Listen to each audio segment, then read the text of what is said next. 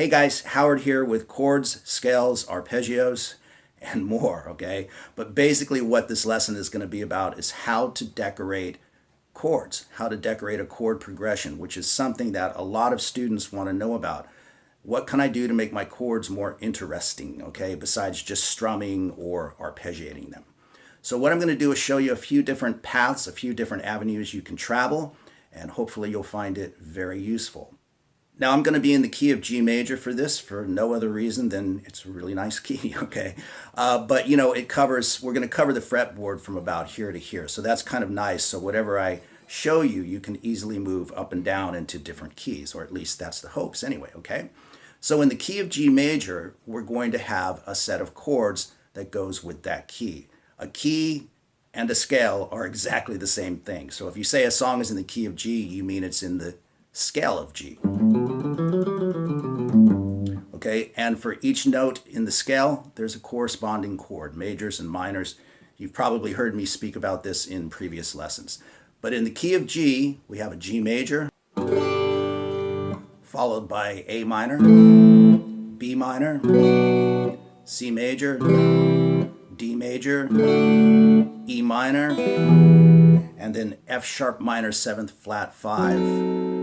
Or just minor flat 5, but we're going to work with the 7ths as well, okay? So there's a few things you can do. The first thing you can do with just those basic chords, and we will expand out into major and minor 7ths because things just get sweeter and more interesting. But to start with just that basic information,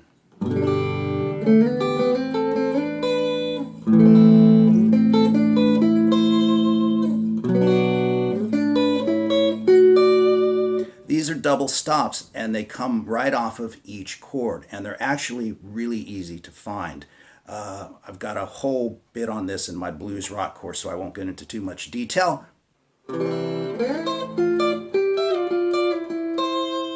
D major, E minor, and then finally we have that F sharp minor 7th flat 5, which we'll talk about. Okay, so again, those are double stops and they're really nice. So if you have a chord progression, let's say moving from G major to B minor to C to D, kind of standard stuff like the band, the weight.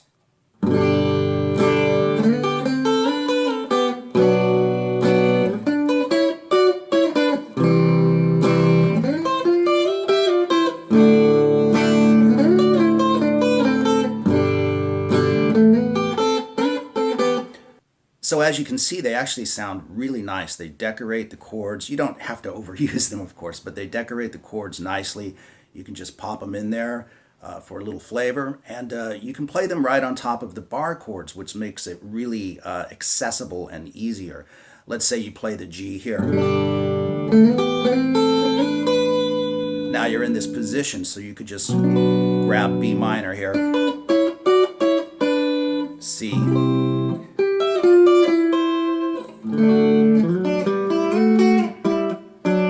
now that's the same double stop as this, but I'm playing it an octave lower using the B string and the D string. 3 on the B string, 4 on the D string, and then 5 and 5. And you can do that with all the double stops. You can play them across the B and the D string as well, okay? And of course, you can always decorate the chords right within the chords, okay? So let's say you've got the G chord, but we're playing it as a bar chord. Just move a finger around, as I always say. 5th fret on the E string, 5th fret on the B string, 5th fret on the G string, and just... So now you've got that color as well.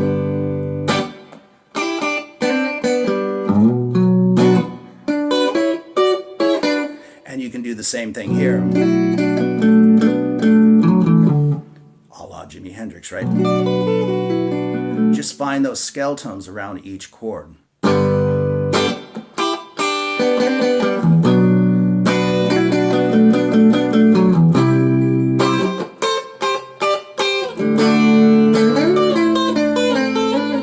And see, you can then combine them with the double stops. So you start getting a little bit more flavor into the chord progression that you're using.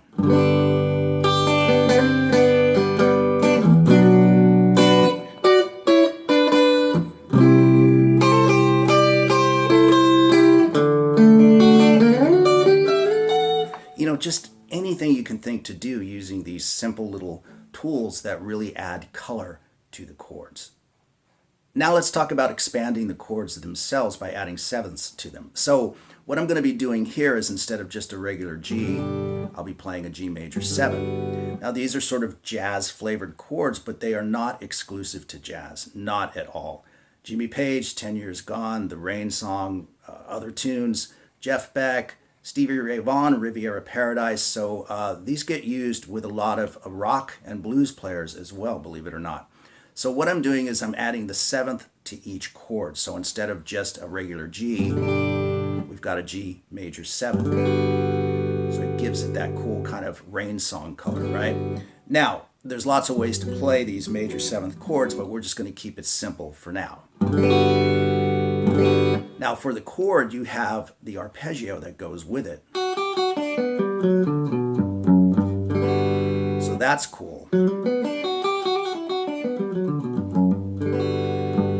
So you can hit the chord, maybe run a bit of the arpeggio, and it sounds great. But you also have the scale that goes with it, which is just a simple G major scale, also known as an Ionian mode. And you can play that in its second octave. You can just use your ear to follow them. Numerous fingerings for scales, right? I'm just going to offer them in one octave under each chord, and then you can use your ear to keep traveling, okay? And then you have the arpeggio as well, okay? So that's kind of nice. You can really decorate melodically, or just the scale. Whatever you can think to do, okay? And then moving to the A minor chord, we have an A minor 7th instead of just a simple A minor. And we have the arpeggio that goes with that chord as well. Quite rich and nice sounding.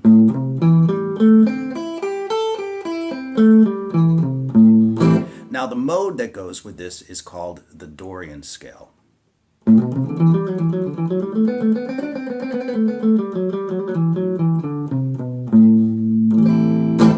Quite lovely as well.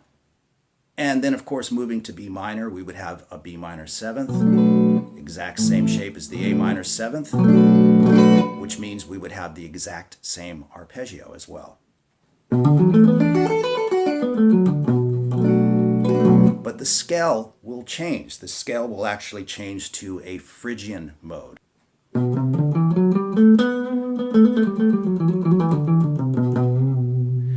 And you can really hear the difference as you move from one chord to the next.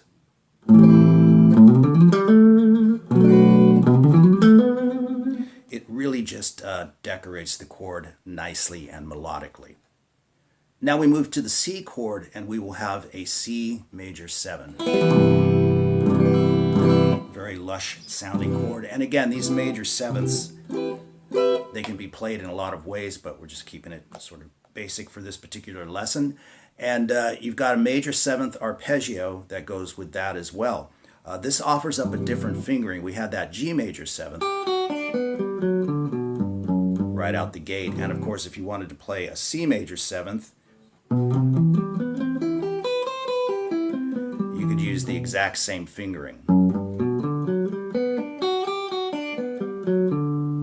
And instead of starting at the 2nd fret, I'm starting at the 7th fret.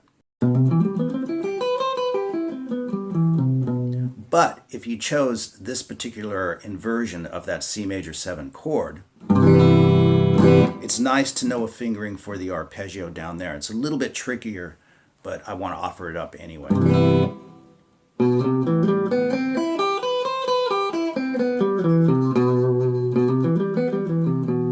But that's nice to have it right there as well. And the scale or mode to accompany that chord and arpeggio is the Lydian mode.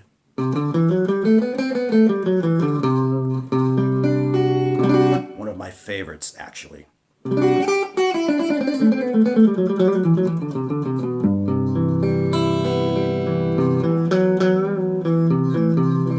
Just a really, really great sound.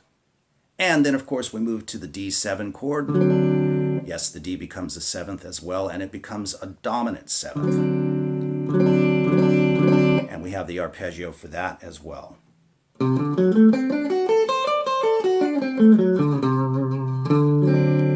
Very kind of cool sounding. You might recognize that from Over the Hills and Far Away at the tail end of Jimmy Page's solo. They run a dominant seventh arpeggio in 3 octaves, F sharp. It's the exact same arpeggio. So that's kind of a cool one to know as well.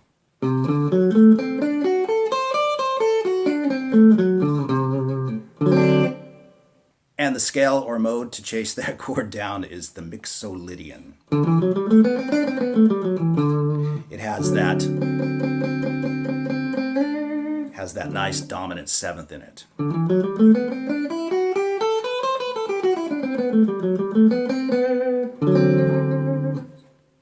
And then, of course, we find our way to the E minor 7th chord.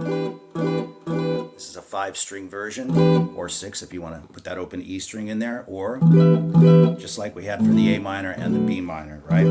But this is a 5-string version, which is kind of cool because it offers up a different way to play that minor 7th arpeggio.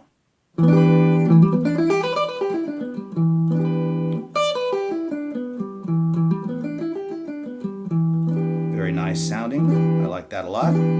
And the scale or mode to accompany this is the natural minor scale.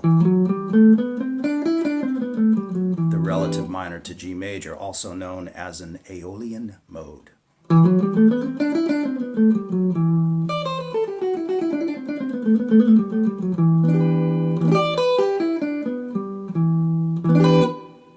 And then we find our way to the F sharp minor 7, flat 5, or half diminished as some people call it. And the arpeggio for that is quite nice as well. Very cool sounding indeed, okay? And then the mode or scale to accompany that is the Locrian.